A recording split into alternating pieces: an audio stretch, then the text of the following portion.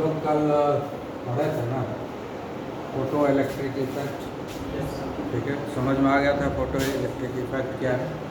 तो जब भी कोई मेटल के ऊपर कोई किसी भी लाइट एनर्जी, किसी भी तरह का एनर्जी उसके ऊपर इंसिडेंट होगा, उससे टकराएगा, और अगर उसके पास सफिशिएंट एनर्जी होगा तो इलेक्ट्रॉन उससे इजेक्ट होगा। ठीक है ना, वही इलेक्ट्रॉन को जब हम फ्लो करा देंगे तो करंट हो गया, तो उससे हम लोग इलेक्ट्रिकल डिवाइसेस को चला सकते हैं। ठीक है ना, आया बात समझ में? ये समझ में आ गया। ये है फोटो इलेक्ट्रिक इफेक्ट कि किसी भी मेटल के ऊपर, जिसमें हम लोग नाम दिए थे, सीसियम सबसे बेस्ट है ना, पोटेशियम, सीसियम और एक रुबिडियम, ये तीन का मेनली यूज करते हैं। वैसे ही हम किसी भी मेटल से ऐसा कर सकते हैं ना, क्योंकि ज़्यादातर मेटल जो है गोल्ड से तो नहीं कर सकते हैं, सिल्वर नहीं कर सकते, ये सब रिएक्ट नहीं। जो जिसका इलेक्ट्रॉन लूजली बाउंड होता है, सोडियम से भी कर सकते हैं, लेकिन सोडियम का तो प्रॉब्लम और रिएक्शन कर जाएगा। ठीक है, पोटेशियम में भी प्रॉब्लम आएगा, वो भी रिएक्ट कर जाएगा, तो मुश्किल है, समझ गए? तो कुछ ऐसा है जो रिएक्शन नहीं करता है, उसको हम यूज करेंगे। ठीक है, लेकिन उस पर लाइट एनर्जी पड़ता है तो इलेक्ट्रॉन जरूर रिलीज करता है। ठीक है, और इसको, इस मेटल को हम लोग वैक्यूम में रखते हैं। क्यों रखते हैं? क्योंकि जब वो इलेक्ट्रॉन रिलीज करेगा तो आयंस में कन्वर्ट होगा, और आयंस में कन्वर्ट होने के बाद वो रिएक्शन में पार्टिसिपेट करेगा। इसलिए हम उसको क्या करते हैं, ग्लास मटेरियल में पैक करके रखते हैं, है ना। हार्ड ग्लास मटेरियल के अंदर वैक्यूम क्रिएट करके उसके अंदर रखते हैं, ताकि रिएक्शन होने का कोई चांस। दूसरा क्या, एयर रहेगा तब ना रिएक्शन होगा, उसके अंदर वैक्यूम है। उसके अंदर क्या है? वैक्यूम, नो एयर प्रेजेंट, कोई भी गैस नहीं है उसके अंदर, इनर्ट गैस भी नहीं है। अंडरस्टूड? उसके अंदर इनर्ट गैस भी नहीं है, पूरा वैक्यूम है। सोलर प्लेट जो बना हुआ है ना, ग्लास मटेरियल के अंदर है, देखे हो ना, कि ग्लास मटेरियल के अंदर रहता है, वो बहुत ही हार्ड ग्लास होता है, जल्दी टूटता नहीं है, और उसके अंदर वैक्यूम बना हुआ है, उसके अंदर ये प्लेट रखा हुआ है, और वहीं पर जो है इलेक्ट्रॉन डिटेक्टर भी है, दोनों आमने सामने हैं, और उसको इस तरह से रखता है कि सनलाइट उसके ऊपर पड़े। और जो ग्लास बनाया जाता है, उस ग्लास मटेरियल को इस तरीके से बताया जाता है, वो कॉन्वेक्स बन जाता है कि सनलाइट उसके ऊपर पड़े तो वो आराम से जो है मेटल के ऊपर सारा एनर्जी चला जाए। ठीक है ना, तो ज़्यादा एनर्जी मिलेगा तो ज़्यादा हमको करंट मिलेगा ना, नंबर ऑफ इलेक्ट्रॉन जल्दी जल्दी रिलीज होगा। कम एनर्जी मिलेगा तो number of electron come release होगा। ठीक है, आया बस समझ में? तो वो सारे ऑब्जर्वेशन जो हम लोग कल ग्राफिकल मेथड से समझाए थे, उस ग्राफिकल मेथड से भी समझने के बाद, ध्यान देने के बाद ये सारा चीज़ पता चलेगा कि ये सारा चीज़ फोटो इलेक्ट्रिक इफेक्ट में हो रहा है। पहला हम लोगों ने क्या ऑब्जर्व किया, separate threshold energy. Threshold energy कल बताए थे, it is the minimum energy required to eject the electron, है ना। मिनिमम इलेक्ट्रॉन जो कि इलेक्ट्रॉन को इजेक्ट कर सकता है सरफेस पर, उसी को थ्रेशोल्ड एनर्जी बोलते हैं। तो ये मिनिमम एनर्जी सारे मेटल के लिए अलग अलग है, यानी सोडियम के लिए अलग होगा, पोटेशियम के लिए अलग होगा, रुबिडियम के लिए अलग होगा, सीसियम के लिए अलग होगा, सारे मेटल के लिए थ्रेशोल्ड एनर्जी डिफरेंट। आई बात समझ में? इसलिए ये नहीं कि भाई हम थ्रेशोल्ड एनर्जी हमको एक मालूम पड़ा चल गया। थ्रेशोल्ड एनर्जी क्या है? Minimum energy required to remove the electron, मालूम हो गया, सब जगह यही रहेगा, ऐसा नहीं है ना। किसी को, बच्चा को जो पिटाई करते हैं, किसी को एक थप्पड़ में पीट देते हैं, किसी को खाली आँख ऐसे खड़ा कर देते हैं तो डर जाता है। तो सबका थ्रेशोल्ड एनर्जी अलग अलग है। और किसी को तो पूरा पीट देंगे तो भी कोई फर्क नहीं पड़ता है, हंसते रहता है, कोई फर्क ही नहीं पड़ता है उसको। पढ़ो को मारो पीटो कुछ करो, नहीं पढ़ेंगे तो नहीं। उसका थ्रेशोल्ड एनर्जी जान रहे हो कितना वो हाई है, हैं? तो हम लोग का भी थ्रेशोल्ड एनर्जी सबका अलग अलग है। तो ऐसे ही सारे मेटल का भी थ्रेशोल्ड एनर्जी अलग अलग है। कोई तुरंत रेस्पॉन्स देता है, कोई थोड़ा देर में रेस्पॉन्स देता है, कोई रेस्पॉन्स देता ही नहीं है। जितना थ्रेशोल्ड एनर्जी हाई है कि हम उसको उतना एनर्जी दे ही नहीं पा रहे हैं, तो कोई रेस्पॉन्स नहीं है, कभी नहीं पड़ेगा वो, कुछ भी कर लो, है कि नहीं। सबका थ्रेशोल्ड एनर्जी डिफरेंट होता है सारे स्टूडेंट का, है। तो वैसे ही सारे मेटल का भी थ्रेशोल्ड एनर्जी डिफरेंट होता है। इसलिए हम याद करके नहीं रख पाएंगे। ठीक है ना, समझ गए। सो थ्रेशोल्ड एनर्जी, पहला चीज़ क्या ऑब्जर्व किया कि थ्रेशोल्ड एनर्जी डिफरेंट होता है। थ्रेशोल्ड फ्रीक्वेंसी भी डिफरेंट होगा सबके लिए, थ्रेशोल्ड वेवलेंथ, क्योंकि एनर्जी डिपेंड करता है फ्रीक्वेंसी और वेवलेंथ पर। यहीं पर क्लासिकल मैकेनिक्स और वेव थ्योरी दोनों फेल कर गया, क्योंकि क्लासिकल थ्योरी और वेव थ्योरी के हिसाब से एनर्जी डिपेंड करता है इंटेंसिटी के ऊपर। जितना ज़्यादा चमकीला लाइट रहेगा उतना एनर्जी, हम तो यही समझते हैं, हम लोग यही समझते हैं, जितना चमकीला होगा उतना उसमें एनर्जी होगा। नहीं है वैसा बात, यहाँ फेल हो गया जिस चीज़ को वेव थ्योरी और क्लासिकल मैकेनिक्स जिसमें कि हम लोग पार्टिकल बिहेवियर को भी इंक्लूड किए हुए हैं और वेव थ्योरी को भी इंक्लूड किए हुए हैं, दोनों इस चीज़ को एक्सप्लेन नहीं करता है ना, समझ गए। वेव थ्योरी भी इसको एक्सप्लेन नहीं किया, वेव थ्योरी यहाँ पर फेल हो गया, समझ गए ना। ये जो सारा चीज़ हम यहाँ पर लिखे हुए हैं इसको वेव थ्योरी एक्सप्लेन नहीं किया, समझ गए। इसीलिए हम लिखे ना, पहला क्या बोले थे कि सबसे पहले फेल हुआ कहाँ, ब्लैक बॉडी रेडिएशन को एक्सप्लेन करने में। दूसरे जगह फेल वेव थ्योरी कहाँ हो गया, फोटो इलेक्ट्रिक इफेक्ट, ठीक है। तो फोटो इलेक्ट्रिक इफेक्ट में यही तीन चीज़ें जिसको एक्सप्लेन नहीं कर पाया वेव थ्योरी, है ना। वेव थ्योरी के हिसाब से जितना ज़्यादा ब्राइटनेस होगा उतना ज़्यादा एनर्जी होगा। तो ब्राइटनेस अगर ज़्यादा है, एनर्जी ज़्यादा है, तो इलेक्ट्रॉन इजेक्ट हो जाना चाहिए, लेकिन ब्राइटनेस कितना भी बढ़ा दो नहीं हो पा रहा है। और कहीं देख रहे हैं कि ब्राइटनेस नहीं है फिर भी इलेक्ट्रॉन का इजेक्शन हो रहा है। इसका मतलब है कि एनर्जी ब्राइटनेस पर डिपेंड नहीं करता है, इंटेंसिटी ऑफ लाइट पर, इंटेंसिटी ऑफ रेडिएशन। रेडिएशन इसलिए लिखे क्योंकि उसमें लाइट भी आ सकता है और भी कोई दूसरा एनर्जी मैटेरियल आ सकता है, कोई भी रे आ सकता है जो उतना दे सकते, इसलिए हम जान के लाइट नहीं ली। आ गया बात समझ में, उसमें लाइट तो इंक्लूड है ही, लाइट के अलावा दूसरा भी रेडिएशन इंक्लूड किया हुआ है, ठीक है। तो समझ में आ गया। सो सेपरेट थ्रेशोल्ड एनर्जी, फ्रीक्वेंसी और वेवलेंथ फॉर डिफरेंट एलिमेंट, सारे एलिमेंट्स के लिए अलग अलग थ्रेशोल्ड एनर्जी होता है। इस चीज़ को भी एक्सप्लेन वो नहीं कर पाए कि अलग अलग क्यों होता है, सेम ही क्यों नहीं होता, हाँ नहीं एक्सप्लेनेशन हुआ, ठीक है। उसके बाद ये चीज़ भी नहीं एक्सप्लेन कर पाए कि इंटेंसिटी कहाँ पर, इंटेंसिटी का डिस्कशन कहाँ किया, है ना।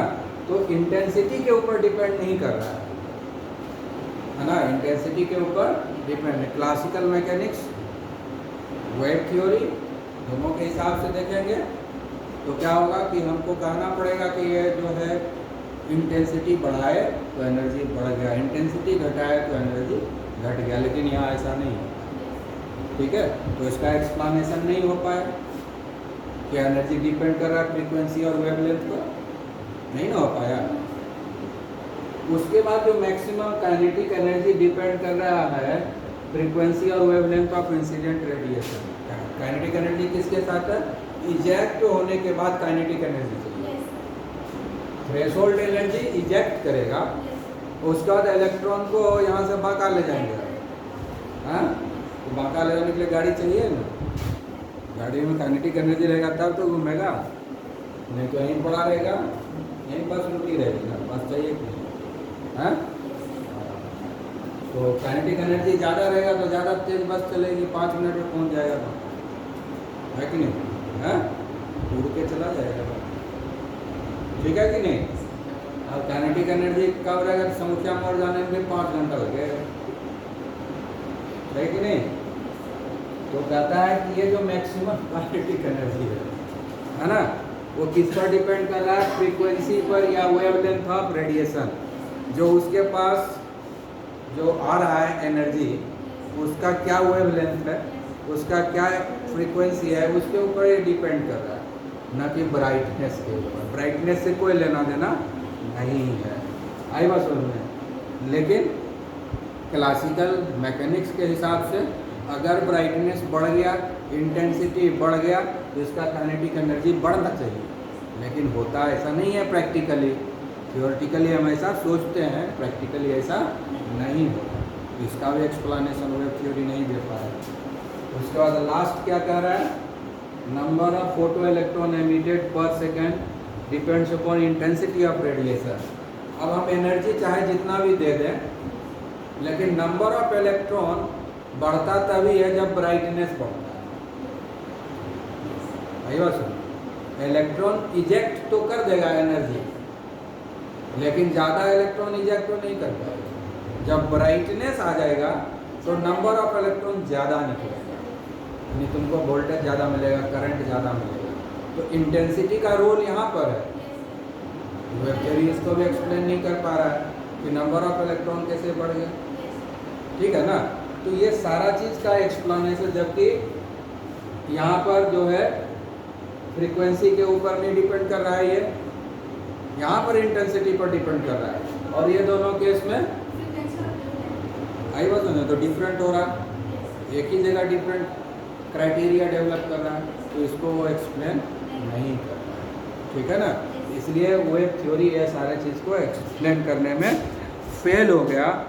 तो इस जब फेल हो गया क्लासिकल मैकेनिक्स और वेव थ्योरी, तब जा कर के रिसर्च हुआ। तो मैक्स प्लांक नाम के साइंटिस्ट आए, शायद 1901, हाँ 1901 में उन्होंने क्वांटम थ्योरी ऑफ रेडिएशन दी, ठीक है ना। इसको एक्सप्लेन करने के लिए क्वांटम थ्योरी ऑफ रेडिएशन को लाना पड़ा सामने, वो एक्सप्लेन किए ये सब फिनोमेना, ठीक है।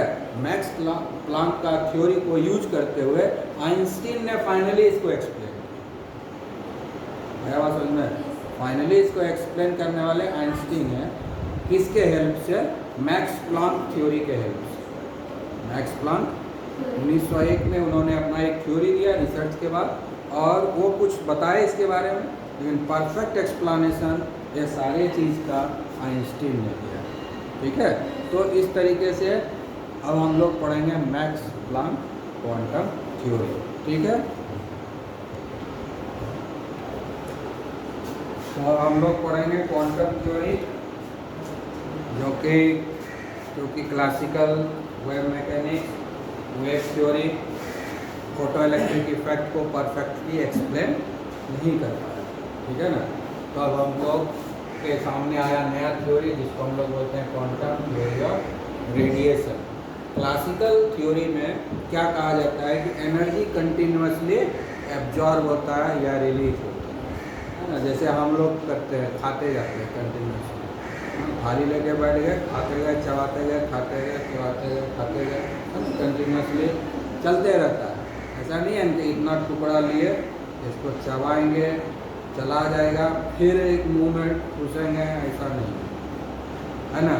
कोई छोटा कोई बड़ा, है ना, है कभी कभी पूरे उठा के खुश लिए, ऐसा भी होता है ना। कहीं जाना है तो पूरा उठाए मुँह, रास्ते में तो आते हुए जा रहे हैं, ऐसा भी होता है कि नहीं, हाँ यस होता है, वैसा यहाँ नहीं होगा, हाँ। तो क्लासिकल वेव मैकेनिक्स क्या बोलता है कि एनर्जी का जो ट्रांजैक्शन है वो कंटिन्यूअस है, और बहुत जगह होता भी है, ठीक है। जैसे रेनबो में होता है, कंटिन्यूअस होता है। तुम्हारा जो ये जो डिफ्रैक्शन ऑफ लाइट होता है, फिर स्प्लिटिंग ऑफ लाइट होता है, वो सब में कंटिन्यूअस है ना। वहाँ पर एनर्जी कंटिन्यूसली एब्जॉर्ब होता है और रिलीज होता है, ऐसा नहीं है कि नहीं होता है। लेकिन यहाँ पर वो नहीं चल रहा है, यहाँ पर, ठीक है ना। यहाँ पर जब हम इसको अप्लाई किए कि कंटिन्यूसली एनर्जी रिलीज होगा, तो फिर इस तरह से अब तो एक के बाद एक इलेक्ट्रॉन आते रहना चाहिए फटाफट, है कि नहीं। एक इलेक्ट्रॉन निकला, दूसरा निकला, तीसरा निकला, चौथा निकला, ऐसे लाइन से नहीं आना चाहिए, ठीक है। उठा लिए ज़्यादा, एक के साथ 75 इलेक्ट्रॉन निकल गए, है ना। इस बार 100 इलेक्ट्रॉन निकला, कम खाए कम इलेक्ट्रॉन निकला, यानी कंटिन्यूसली निकल रहा है, हमको पता नहीं चल रहा है। इधर से खाते जा रहे हैं और उधर से इलेक्ट्रॉन निकल रहा है, यानी लाइट पड़ा और इलेक्ट्रॉन निकलना शुरू हो गया, निकल रहा है। लाइट जब तक है तब तक निकलते जा रहा है इलेक्ट्रॉन, कुछ बीच में गैप नहीं, है ना, कंटिन्यूस एक। लेकिन अगर उस चीज़ को हम मानेंगे तब तो वहाँ पर सब एक्सप्लेनेशन हो जाना चाहिए था, जो ऑब्जर्वेशन अभी पढ़े थे जो एक्सप्लेन नहीं हुआ। इसका मतलब कंटिन्यूस एनर्जी एब्जॉर्ब नहीं होता।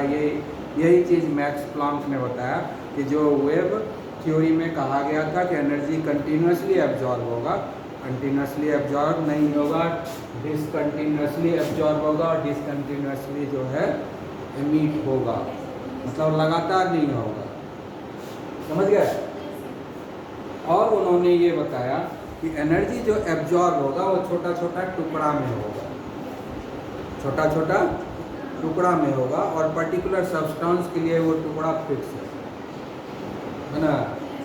जैसे हम खाएंगे तो इतना छोटा छोटा रोटी खाएंगे, कोई खाएगा इतना बड़ा बड़ा रोटी का टुकड़ा होगा, वो फिक्स है, वो हमेशा इतने बड़ा टुकड़ा खाएगा। हम इतनी छोटा ही खाएंगे, कोई इससे भी छोटा खाएगा, हैं, कोई उससे भी छोटा है ना। तो वो साइज फिक्स है कि एवरी बार उतने टुकड़ा छोटा टुकड़ा जो है उतने बड़ा बड़ा वो खा सकता है। दूसरे का है कि वो इतने बड़ा बड़ा टुकड़ा खाएगा, उसको छोटा दोगे वो खाएगा ही नहीं, है ना। बड़ा भी दोगे तो वो नहीं खाएगा, वो उतने बड़ा टुकड़ा खाएगा। समझ गए ना? हाँ, वो एक टुकड़ा चबाएगा, पचाएगा, फिर दूसरा टुकड़ा, तो डिसकंटिन्यूस हुआ कि नहीं? तो यही प्रोसेस है एक्चुअली एटम में, यही प्रोसेस है एटम में एनर्जी को एब्जॉर्ब करने का। बाकी जगह अलग बात है, ठीक है ना। लेकिन एटम के केस में क्या होता है कि एनर्जी कंटिन्यूसली एब्जॉर्ब नहीं होता है और कंटिन्यूसली रिलीज भी नहीं, क्योंकि यहाँ एटम का डिस्कशन कर रहे हैं ना। तो यहाँ पर कंटिन्यूसली एब्जॉर्ब भी नहीं होता है, कंटिन्यूसली रिलीज भी नहीं होता है, एक छोटा छोटा टुकड़ा में होता है। उस छोटा टुकड़ा को उन्होंने नाम दे दिया क्वांटा, उस छोटे टुकड़े का नाम दे दिया क्वांटा। और ये क्वांटा जो है एक पर्टिकुलर एलिमेंट के लिए फिक्स होता है, एक पर्टिकुलर एलिमेंट के लिए जो क्वांटा क्या है, एक फिक्स्ड अमाउंट ऑफ एनर्जी है। क्वांटा क्या है, एक फिक्स्ड अमाउंट ऑफ एनर्जी है कि इतना ही मिनिमम एनर्जी है जो वो एक बार में ले सकता है, ठीक है। ज़्यादा भूख है तो ऐसा नहीं है कि एक के बार में सब खा जाएगा, इतना टुकड़ा लेगा, फिर दूसरा टुकड़ा लेगा, फिर तीसरा टुकड़ा लेगा, फिर चौथा टुकड़ा लेगा। इस तरीके से वो एनर्जी को एब्जॉर्ब करेगा। और अगर एनर्जी ज़्यादा हो गया तो रिलीज भी करेगा। तो एक टुकड़ा रिलीज़ किया, दूसरा टुकड़ा रिलीज़ किया, तीसरा टुकड़ा रिलीज़ किया, ऐसे करके रिलीज़ किया। ऐसा नहीं है कि मेरे पास 10 टुकड़ा ज़्यादा है, एक के बाद फेंक देंगे, लो, ऐसा नहीं होगा। हाँ, हमको 10 टुकड़े का भूख हो गया तो एक ही बार 10 खींच लिए, ऐसा नहीं होगा। 10 रहे से 50 का भूख रहे, उससे कोई फर्क नहीं पड़ता है, हम एक एक ही खाएंगे, है ना। एटम क्या कहता है, हम एक एक ही खाएंगे और एक एक ही हम आप देंगे किसी को, एक बार में हम नहीं दे सकते और नहीं हम एक बार में ले सकते, ठीक है। चाहे ज़रूरत जितना भी हो, ज़रूरत चाहे जितना भी हो, लेकिन एक मेरा मिनिमम क्राइटेरिया है कि हम इतना ही लेते हैं। ज़्यादा ज़रूरत है तो हम इतना लेंगे, इसको कंज्यूम करेंगे, फिर इतना, फिर लेंगे, फिर इतना लेंगे, फिर इतना लेंगे, है ना। है जैसे वाइन पीने वाला करता है, एक क्वार्टर दो, फिर दूसरा क्वार्टर दो, नापना पड़ता है ना, पैक, एक पैक, फिर दूसरा पैक दो, तीसरा पैक दो, वैसे ही, समझ गया ना। इंस्टॉलमेंट में, एक बार में नहीं। लोन लेते हैं, बैंक का पैसा देते हैं वापस, तो हम लोग को EMI बांध दिया, हर महीने में इतना देना है, तो वही EMI में लेता है और EMI में रिलीज करेगा। आगे बात समझ में ना, हैं? इसीलिए इंटेंसिटी से कोई मतलब नहीं, क्योंकि यहाँ तो डिपेंड करता है, वो जो एक पैकेट है, पैकेट ऑफ एनर्जी के ऊपर डिपेंड करता है। और ये packet of energy her element के लिए अलग अलग है ना। ऐसा नहीं कि सोडियम का क्वांटा जितना है पोटेशियम का भी क्वांटा उतना ही होगा, ऐसा नहीं है। फिर टुकड़ा का साइज सबका अलग अलग है, एनर्जी का साइज सबका अलग अलग है। एक क्वांटा मतलब एक एनर्जी का पैकेट, वो एनर्जी का पैकेट जो होता है वो सबके लिए अलग अलग है। किसी का पैकेट छोटा है, किसी का पैकेट बड़ा है। तो जिसका बड़ा पैकेट हो बड़ा बड़ा पैकेट हमेशा लेगा, जिसका छोटा पैकेट हो छोटे छोटे पैकेट हर बार खाएगा। समझ में आ गया ना? उसका दूसरा क्या है, amount of energy associated with quantum of radiation is proportional to the frequency of radiation. उसके बाद उन्होंने दूसरा फॉर्मूला दिया, पहले बता दिया भाई एनर्जी जो है एक बार में एब्जॉर्ब नहीं होगा, नहीं एक बार में रिलीज होगा, कंटिन्यूअस कोई काम नहीं होता, रुक रुक के होता है, ठीक है, थोड़ा थोड़ा गैप रहेगा, है ना, ठीक है, पचा पचा के खाएंगे, ठीक है, ऐसा नहीं हम खाते जाएंगे बाद में पचाएंगे, ऐसा नहीं है जैसे जानवर लोग करता है ना, पहले क्या करता है पूरा खा लेता है, अब बाद में उसको पचाते रहता है। हम लोग क्या करते हैं, खाते हैं पचाते हैं, खाते हैं पचाते हैं, आई बात समझ में, तो ऐसा ही यहाँ पर चले, हैं।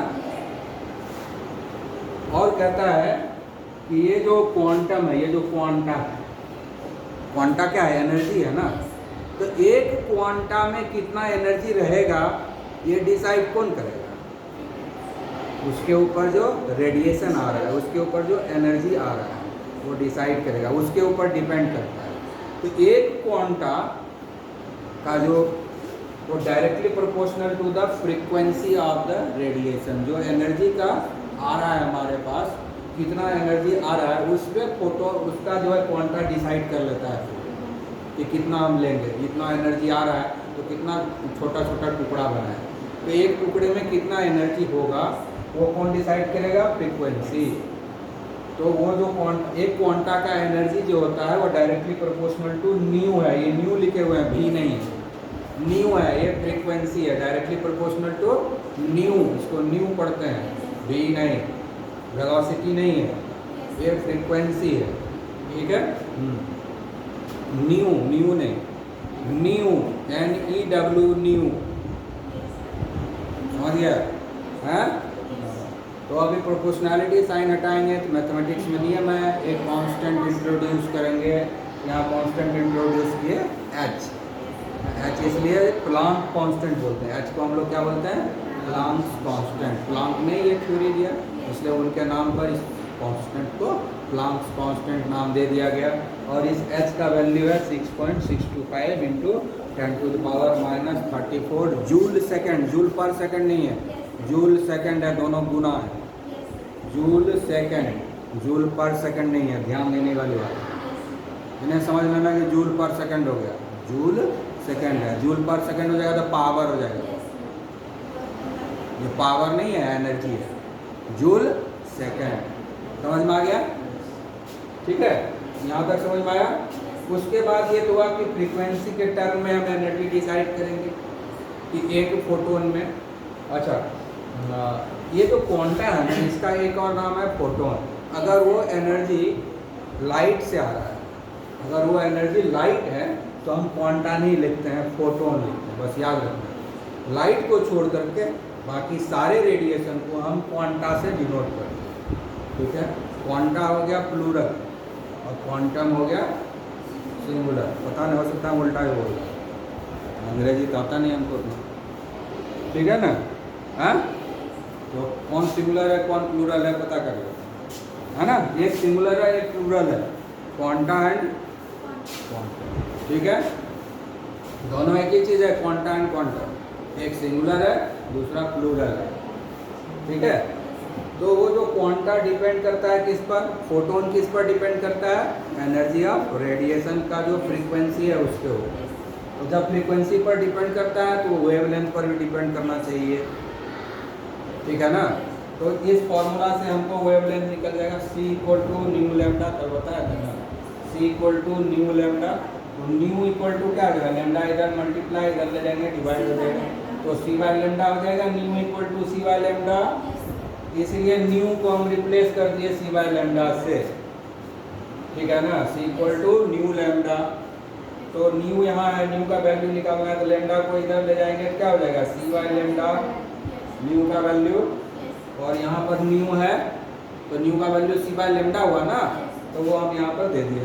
अब हमको जो फोटोन है या क्वांटा है वो वेवलेंथ से भी रिलेटेड है, इन्वर्सली प्रोपोर्शनल टू वेवलेंथ, यहाँ हो गया quanta inversely proportional to wavelength हो गया, और यहाँ पर क्योंकि C तो कांस्टेंट है ना, C तो कांस्टेंट है, 3 × 10⁸ मीटर पर सेकंड फिक्स्ड वैल्यू है, तो ये भी कांस्टेंट है, ये भी कांस्टेंट है, तो वेरिएबल यही है ना।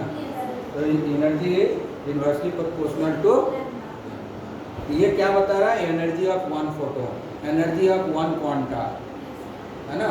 और ये क्वांटा का साइज सारे के लिए अलग अलग होता है, क्वांटा का साइज सारे के लिए अलग अलग होता है, इसका कोई फिक्स्ड वैल्यू नहीं है कि 1 रुपया में 100 पैसा होगा, ऐसा कोई फिक्स्ड वैल्यू नहीं है। 1 रुपया सबके लिए अलग अलग है, हमारे यहाँ 1 रुपया, उधर $1, कहीं 1 रूबल चलता है, तो सबका अलग अलग है ना। वैसे यहाँ भी एक फोटोन का एनर्जी सोडियम के लिए अलग होगा, पोटेशियम के लिए अलग होगा, ल्यूबिडियम के लिए अलग होगा, सीसियम के लिए अलग होगा, ठीक है ना। याद रखना है, ऐसे नहीं कंफ्यूज नहीं होना, ठीक है। आगे आवाज समझ में। तो ये जो तीसरा है क्वांटम थ्योरी ऑफ रेडिएशन का जो तीसरा पोस्टुलेट है, that is the last postulate. तो ये क्या कह रहा है कि कोई भी बॉडी जो है एनर्जी को एब्जॉर्ब करेगा या रिलीज करेगा, ठीक है ना, वो जो है integral multiple of H new होगा, इंटीग्रल मल्टीपल ऑफ क्वांटम हुआ। अब कंफर्म हो गया, क्वांटम सिंगुलर और क्वांटा प्लूरल है, ठीक है, हमको भी याद आ गया। क्वांटम सिंगुलर है और क्वांटा प्लूरल है, आई बात समझ में।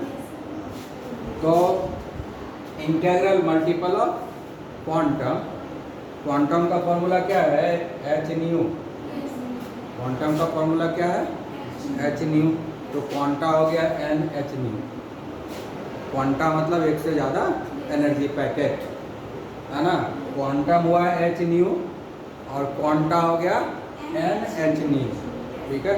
कोई 2 पैकेट एब्जॉर्ब करेगा, कोई 3 पैकेट, यानी एनर्जी का एब्जॉर्प्शन कैसा होगा, H new, 1 H new, 2 H new, 3 H new, जिसका जैसा कैपेसिटी है, 4 एच न्यू, 5 एच न्यू, बढ़ते जाएगा। इसी तरह से एनर्जी एब्जॉर्ब है ना। कोई 1 पैकेट एब्जॉर्ब किया तो 1 एच न्यू, कोई 2 पैकेट एब्जॉर्ब किया तो 2 पैकेट एब्जॉर्ब करेगा, तो एक बार में नहीं करेगा, पहले 1 पैकेट एब्जॉर्ब हुआ, फिर उसके बाद दूसरा एब्जॉर्ब होगा, फिर तीसरा एब्जॉर्ब होगा, मतलब एक बार में ये सारे एब्जॉर्ब नहीं होना है, ठीक है। वो चीज़ हम लोग पहले पढ़ चुके हैं कि एक बार में एब्जॉर्ब नहीं होता है। कितना एब्जॉर्ब करेगा, तो मल्टीपल ऑफ क्वांटम होगा, इंटीग्रल फ्रैक्शन में नहीं, ये भी याद रखना है। यहाँ पर 1.25 1.5 पॉइंट कुछ नहीं होगा, समझ गया ना। ये पॉइंट चलने वाला नहीं है, एन का वैल्यू जो है होल नंबर है, 1 2 3 4 5, है ना। ऐसा नहीं कि हम लोग 1.5 रोटी खा लेते हैं ना, इसको कहेंगे ना 1.5 फोटोन में काम चला लो, बोलेगा नहीं, या तो हमको 1 फोटोन दो या 2 फोटोन दो। 1.5 सवा पौने 2 हमको समझ में नहीं आता है, एटम को वो सब समझ में नहीं आता है, 1.5 पौने 2 समझ गया कि नहीं है। हम लोग को समझ में आता है, फोटोन इलेक्ट्रॉन को हमको समझ में नहीं आता है, वो पूरे चाहिए या नहीं चाहिए, ठीक है ना। तो 1 फोटोन 2 फोटोन 3 फोटोन 4 फोटोन वो खाएगा, 4.5 फोटोन नहीं खाएगा, 4.25 फोटोन नहीं खाएगा, याद रखना है, ठीक है। तो ये हो गया हमारा क्वांटम थ्योरी ऑफ रेडिएशन। इसी थ्योरी को कंसीडर करते हुए आइंस्टीन ने फोटो इलेक्ट्रिक इफेक्ट का जो जो चीज़ एक्सप्लेन नहीं था वो एक्सप्लेन कर दिया। अब हम लोग पढ़ेंगे कि आइंस्टीन कैसे एक्सप्लेन किया, ठीक है। आगे बात समझ में, ये समझ में आया, ठीक है। तो जो प्लांक्स का जो थ्योरी दिया गया है ना, क्वांटम थ्योरी ऑफ रेडिएशन, ठीक है ना, सबसे एडवांस थ्योरी है वो। तो उसी क्वांटम थ्योरी ऑफ रेडिएशन के हेल्प से आइंस्टीन जो है फोटो इलेक्ट्रिक इफेक्ट को एक्सप्लेन किए। वो क्या एक्सप्लेन किए कि इलेक्ट्रॉन का जो न्यूक्लियस के साथ एक बाइंडिंग होता है, एक फोर्स ऑफ अट्रैक्शन होता है जिससे वो जुड़ा होता है, ठीक है ना। जिस एनर्जी से जितना एनर्जी चाहिए उसको रिमूव करने, फोर्स ऑफ अट्रैक्शन को रिमूव करने के लिए उसको हम बोलते हैं बाइंडिंग एनर्जी, ठीक है। वो क्या बोले कि जब तक उतना एनर्जी देंगे नहीं तब तक वो इलेक्ट्रॉन को फ्री करेगा नहीं। तो जितना फोर्स ऑफ अट्रैक्शन है उसको ओवरकम करने के लिए एनर्जी सप्लाई करेंगे। तो वो जो minimum quantity of energy supply करेंगे फोर्स ऑफ अट्रैक्शन को ओवरकम करने के लिए, उसको हम लोग बोलते हैं बाइंडिंग एनर्जी। यानी इक्वल टू बाइंडिंग एनर्जी हमको एनर्जी सप्लाई करना होगा, तब जो है इलेक्ट्रॉन का इजेक्शन होगा, इलेक्ट्रॉन जो है फ्री होगा। इलेक्ट्रॉन तो फ्री नहीं है किसी भी एटम में, चारों तरफ घूमते रहता है, वो न्यूक्लियस से अट्रैक्टेड है। तो न्यूक्लियस और इलेक्ट्रॉन के बीच में जो है फोर्स ऑफ अट्रैक्शन है, ठीक है। उसी फोर्स ऑफ अट्रैक्शन को ओवरकम करने के लिए जो एनर्जी इक्विवेलेंट एनर्जी है उसको हम बोलते हैं बाइंडिंग एनर्जी। तो जितना बाइंडिंग एनर्जी है उतना तो आपको सप्लाई करना पड़ेगा, ठीक है।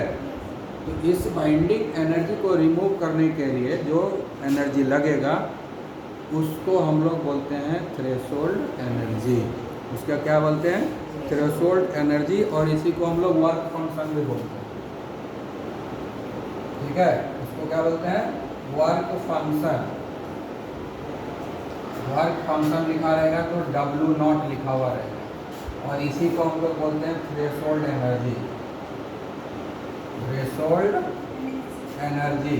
तो अगर कहीं ये दोनों में से कोई भी वर्ड लिखा हुआ नजर आए तो दोनों चीज सेम है। वर्क फंक्शन, वर्क फंक्शन इसलिए लिखा गया क्योंकि एनर्जी है ना, एनर्जी मतलब वर्क है। इतना वर्क करना पड़ेगा इलेक्ट्रॉन को रिमूव करने के लिए, इसलिए नाम उन्होंने दिया वर्क फंक्शन। तो कहीं वर्क फंक्शन टर्मिनोलॉजी यूज करेगा, कहीं थ्रेशोल्ड एनर्जी वर्ड यूज करेगा, तो कंफ्यूज नहीं होना है, दोनों सेम चीज़ है, दोनों सेम है, इसलिए घबराना नहीं है। आ गया बात समझ में? उसके बाद कहता है, ये तो हो गया, समझ में आ गया कि उतना बाइंडिंग एनर्जी को ओवरकम के लिए। अब ये जो एनर्जी ज़रूरत है वो एनर्जी किस पर डिपेंड करेगा, ठीक है। वो एनर्जी किस पर डिपेंड करेगा, तो वो क्या किए, E0 लिखे या W0, तो उसका उन्होंने फॉर्मूला दिया H-0, ठीक है। ये जो मिनिमम एनर्जी का ज़रूरत है जिसको कि हम लोग थ्रेशोल्ड एनर्जी बोलते हैं, तो उसके कॉरस्पॉन्डिंग थ्रेशोल्ड फ्रीक्वेंसी भी होता है, ठीक है ना। तो जब तक थ्रेशोल्ड फ्रीक्वेंसी नहीं मिलेगा तब तक थ्रेशोल्ड एनर्जी नहीं मिलेगी, ठीक है। फिर उन्होंने इसको और इम्प्रूव किया और उन्होंने थ्रेशोल्ड वेवलेंथ, तो जब तक ये थ्रेशोल्ड वेवलेंथ नहीं होगा तब तक ये एनर्जी हमको नहीं मिलेगा। इसलिए जो रेडिएशन आ रहा है उसका वेवलेंथ मिनिमम इतना होना चाहिए, है ना, इतना मैक्सिमम, इतना मैक्सिमम वेवलेंथ होना चाहिए और इतना मिनिमम फ्रीक्वेंसी होना चाहिए। ये मैक्सिमम वेवलेंथ हुआ और ये मिनिमम फ्रीक्वेंसी हुआ, याद रखना। मैक्सिमम मिनिमम फ्रीक्वेंसी रहेगा तभी इलेक्ट्रॉन बाहर आएगा, क्योंकि जितना एनर्जी चाहिए वो इसी केस में आएगा। तो ये हम इसको हम लिखेंगे मिनिमम, ये मैक्सिमम, याद रखना। तो μ0 क्या हो गया, मिनिमम फ्रीक्वेंसी, और ये डेल्टा नॉट क्या हो गया, लैम्डा नॉट मैक्सिमम। इसलिए जहाँ न्यूमेरिकल में लिखा रहता है ऐसा वर्ड तो वहाँ कंफ्यूज जाएगा, अरे मैक्सिमम हो गया, कैसे हो गया मैक्सिमम, समझ गए ना। तो कंफ्यूज नहीं होना। जब थ्रेशोल्ड मिनिमम है, जब ये मिनिमम है फ्रीक्वेंसी तो ये मैक्सिमम होगा ही ना, क्योंकि दोनों उल्टा रिलेशन, समझ गए। तो ये रिलेशन उन्होंने बता दिया, ये रिलेशन है, इसके कारण ही क्वांटा का एनर्जी फिक्स होता है, ठीक है। उसके बाद बोले कि जो भी ये एनर्जी आता जा रहा है, अगर इससे ज़्यादा एनर्जी आया तो वो एनर्जी स्टोर होगा। इसके बाद उन्होंने कहा, आइंस्टीन ने, कि अगर इतना ही एनर्जी मिला तब तो इलेक्ट्रॉन फ्री हो गया, इलेक्ट्रॉन इजेक्ट हो गया, फ्री हो गया, अब वो न्यूक्लियस से आज़ाद है, फोर्स ऑफ अट्रैक्शन नहीं है। तो इससे ज़्यादा जो एनर्जी हम सप्लाई करेंगे तो उसका क्या होगा, तो वो बोले कि वो स्टोर हो जाएगा और स्टोर करके उसका यूज करेंगे। वो स्टोर हो जाएगा और स्टोर करके यूज होगा। क्या चीज़ में यूज होगा? काइनेटिक एनर्जी में यूज होगा, काइनेटिक एनर्जी में यूज होगा। उसके बाद उन्होंने बताया कि हम इंटेंसिटी बढ़ा देने से क्या होगा। इंटेंसिटी बढ़ाने से तो एनर्जी बढ़ेगा नहीं, क्योंकि एनर्जी जो है अकॉर्डिंग टू प्लांट्स इंटेंसिटी पर डिपेंड ही नहीं करता। उनके फॉर्मूला में इंटेंसिटी है ही नहीं, उनके फॉर्मूला में फ्रीक्वेंसी है, उनके फॉर्मूला में वेवलेंथ है, इंटेंसिटी है ही नहीं। तो इंटेंसिटी बढ़ जाए घट जाए उससे क्या फर्क पड़ता है? कोई फर्क नहीं पड़ता है। जब फॉर्मूला में ही नहीं है तो फर्क क्या पड़ेगा? तो इसलिए इंटेंसिटी के बढ़ने घटने से ये सब के ऊपर कोई फर्क नहीं पड़ेगा। सिर्फ एक ही चीज़ फर्क पड़ेगा कि नंबर ऑफ इलेक्ट्रॉन जो है ज़्यादा होगा। इंटेंसिटी ज़्यादा होने से नंबर ऑफ इलेक्ट्रॉन ज़्यादा प्रोड्यूस होगा, इंटेंसिटी कम होने से number of electron come produce होगा। ठीक है, लेकिन इंटेंसिटी बहुत ज़्यादा है, एनर्जी नहीं है, तो करंट ही प्रोड्यूस नहीं होगा, इलेक्ट्रॉन ही नहीं निकलेगा। अब जो एनर्जी स्टोर करके रखे उसका क्या होगा? स्टोर करके रखे उसको हम काइनेटिक एनर्जी में बदल देंगे। जितना ज़्यादा एनर्जी स्टोर होगा उतना ज़्यादा काइनेटिक एनर्जी मिलेगा। तो टोटल एनर्जी इनको क्या मिला? ये मिला और भी एनर्जी। तो टोटल एनर्जी के लिए फॉर्मूला हो गया E naught equal to E naught plus H kinetic energy. ठीक है, इसके बाद उन्होंने इम्प्रूव किया, ये ई क्या हो गया? एच न्यू, ये टोटल एनर्जी हुआ, एन हम नहीं लिख रहे। ये ई जो है टोटल एनर्जी जो इतना एब्जॉर्ब किया, एक एक करके 1 2 3 4 5 6 फोटोन करके जो एब्जॉर्ब किया, ये टोटल एनर्जी जो मिला। और ई नॉट क्या हो गया?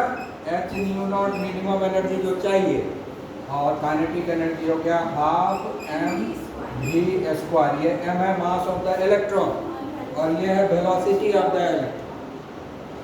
ठीक है ना, velocity of the electron inside the photolytic cell. Photolytic cell में जो इधर से इधर जाता है कैथोड से एनोड की तरफ। ठीक है ना, अब समझ में आ गया? ये फाइनली आइंस्टीन का दिया हुआ रिलेशनशिप। ये रिलेशनशिप जो है मैक्स प्लैंक ने नहीं दिया, ये रिलेशनशिप आइंस्टीन ने दिया। ठीक है, लेकिन मैक्स प्लैंक का थ्योरी को यूज करते हुए। ठीक है, समझ में आ गया? क्लियर हो गया? अब तो सारा चीज़ एक्सप्लेन हो गया फोटो इलेक्ट्रिक इफेक्ट। तो नेक्स्ट डे हम लोग दूसरा चीज़ पढ़ेंगे। ठीक है, अब इसके बदले लैम्डा तुम रिप्लेस कर सकते हो, कोई दिक्कत नहीं है। ठीक है, इसके बदले सी लैम्डा, और इसको समझ लो ये वर्क फंक्शन भी होता है एच न्यू नॉट। कहीं कहीं वर्क फंक्शन लिखा रहेगा तो घबराना नहीं है। E equal to W nought plus kinetic. ठीक है, और वेवलेंथ के टर्म में देना है, इसको हम रिप्लेस कर देंगे सी बाय लैम्डा। ठीक है, जाइए बस वाले भाग ले जाएंगे।